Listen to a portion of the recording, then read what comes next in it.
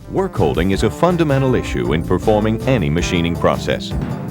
Workholding includes any device used to grip and present a workpiece to a cutting tool on a machine tool. It includes clamps, vices, fixtures, chucks, and more. The decision on how to hold a part influences which surfaces or holes are designated as reference surfaces or datums, which surfaces can be machined in a setup, the accuracy of the machining process, the allowable cutting forces, and thus possibly the cutting feeds and speeds, and the tool path and possibly tool size and shape. Workholding devices must also suit production demands. They should be easy to unload and load. They must permit access of cutting tools to the workpiece so that multiple operations may be performed in one clamping. The workholding setup and teardown should be as simple and as fast as possible.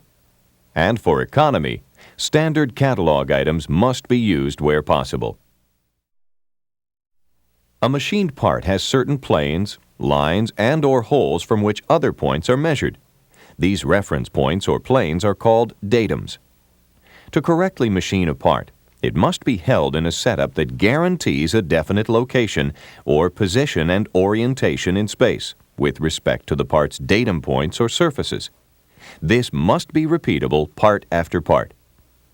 Secondly, the workholding device must hold the part securely in position while cutting forces, vibrations, centrifugal force, and gravity act to dislodge it. In theory, the location and clamping of workpieces are considered separate issues, but in workholding practice, locating and clamping are integrated as part of the same process. The holding action ensures the workpiece is stable for machining once located. If not restrained adequately, the workpiece will move and become scrap. Conversely, the clamping force must not be inappropriately excessive, so as to distort, gouge, or break the workpiece. The 3-2-1 locational method is suited for rectangular parts located by their outer edges. With this method, 6 points of contact, or locators, on the faces of an object cancel 9 of the 12 degrees of freedom.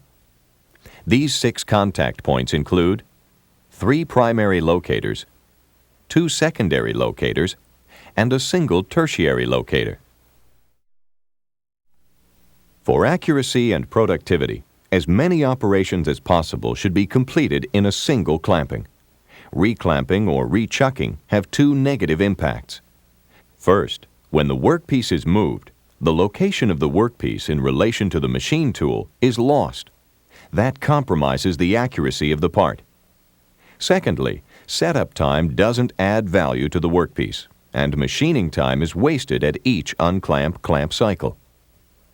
Although a single clamping is ideal, 2 or more clampings or chuckings may be required when datum surfaces must be machined first, or a through hole has steps on both sides, or a part has blind holes on opposite sides.